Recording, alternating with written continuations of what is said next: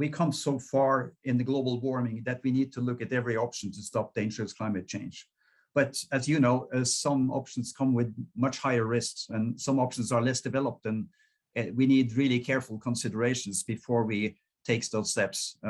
I mean, some options could have huge unintended consequences, and we can't risk that we have a unilateral action by one country to stop warming because it's getting at a very critical point for them, because we can't geographically limit the actions that they might be taking. I think when you think about the scenario described in Kim Stanley Robinson's book, Ministry for the Future, when he describes this one country saying, well, you might not like this, but we are at the point where people are dying because of the combination of heat and humidity. So we need to do something, and they start doing something.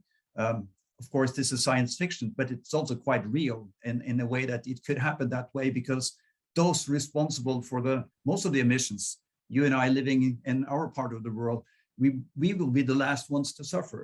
And those who have very little responsibility for the greenhouse gas emissions today are the ones to suffer the first. And we see that happening right now. And that's just going to get worse. So, I think about solar geoengineering like I thought about artificial intelligence and social media about 20 years ago.